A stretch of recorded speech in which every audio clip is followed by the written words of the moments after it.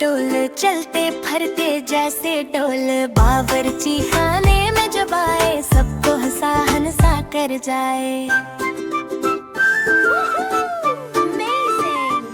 कभी बने वो फराइज लम्बे के बच्चे वहाँ मजे ही मजे।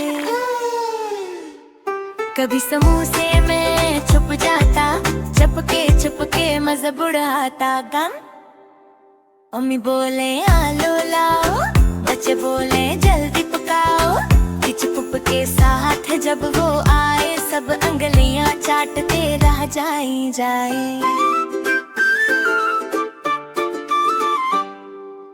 आलो माए सबका यार, सब्जियों का सुपर अस्तार। हंसता गाता हर एक बच्चा, आलो माए है सबसे अच्छा।